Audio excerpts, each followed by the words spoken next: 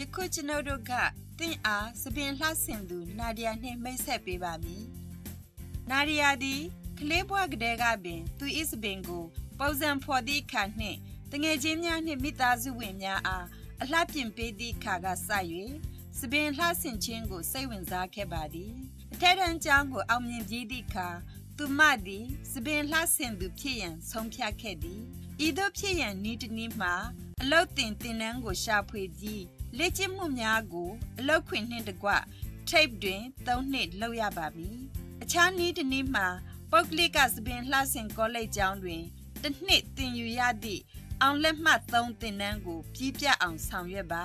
နာဒီယာသည်အလုတ်တင်သင်တန်းကိုလုပ်ရန်ရွေးချယ်ခဲ့သည်အဘယ်ကြောင့်ဆိုသောဤနည်းသည်ကုန်ကျစရိတ်သက်သာခြင်းကြောင့်ဖြစ်သည်လေ့ကျင့်သင်တန်းတက်ရောက်နေစဉ်တွင်သူမသည်လောက်ခရရှိသည်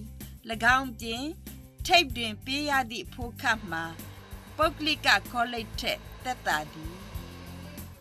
အလောက်တင်သင်တန်းစလောက်တွင်နာဒီယာသည်အဓိကအားဖြင့်ခေါင်းလျှော်ခြင်းကြမ်းပြင်ကိုတစ်ပြက်လှဲခြင်းအလှဆင်ကုန်ပစ္စည်းများကိုရောင်းခြင်းနှင့်ရက်ချိန်များနှင့်ငွေများကိုလက်ခံခြင်းတို့ဆောင်ရွက်ရပါသည်သို့တော်ညာလည်းသူမ၏စွမ်းရည်မြင့်တက်လာသည့်အလျောက်သူမသည်စပင်ကိုပုံဖော်ခြင်းအယောင်ဆိုးခြင်းကွေးကောက်ခြင်းနှင့်စပင်ညှခြင်းတို့အပြင်ကုန်ပစ္စည်းများနှင့်ဝန်ဆောင်မှုများအပေါ်ဖောက်သည်များအားအကြံဉာဏ်ပေးခြင်းတို့ကိုပြုလုပ်နိုင်ခဲ့ပါသည်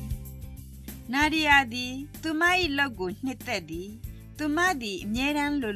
လူသစ်များနှင့်တွေ့ဆုံရပြီးနောက်ဆုံးပေါ်အလှစပင်များကိုရှာဖွေတွေ့ရှိပါသည်သူမ၏စပင်လှဆင်ဆိုင်တွင်အမျိုးသားအမျိုးသမီးဖောက်သည်များရှိပါသည်သို့တော်လည်းအချို့ဆိုင်များတွင်အမျိုးသမီးများသာသို့မဟုတ်အမျိုးသားများသာဖြစ်သည်တနှစ်တာ၏အချိန်တော်တော်များများတွင်သူမသည်မတ်တရလျက်အလုပ်လုပ်ရသည်သမယိုးကြအားဖြင့်စနေနေ့နံနက်ခင်းများတွင်အလုပ်လုပ်ပါသည်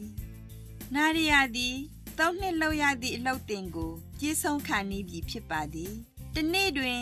ငွေကြေးအလုံလောက်နှင့်အတွေ့အကြုံအလုံလောက်ရှိလျှင်သူမသည်မိမိ၏ကိုယ်ပိုင်စပင်လှဆင်စီးပွားလုပ်ငန်းဖွင့်လှစ်ရန်ရည်မှန်းထားပါသည်စပင်လှဆင်သူအတော်များများသည်ပုဂ္ဂလိကစပင်လှပြင်ဆိုင်များတွင်အလုပ်လုပ်ကြသည်သို့တော်လည်းချွတ်မှာကုန်စုံဆိုင်များတွင်သို့မဟုတ် TV နှင့်ကပွဲရုံနှင့်ရုပ်ရှင်ရုံများတွင်စပင်ပုံဖော်သူများအဖြစ်သို့မဟုတ်ကြော်ညာလုပ်ငန်းရုံအေဂျင်စီများတွင်အလုပ်လုပ်ကြပါသည်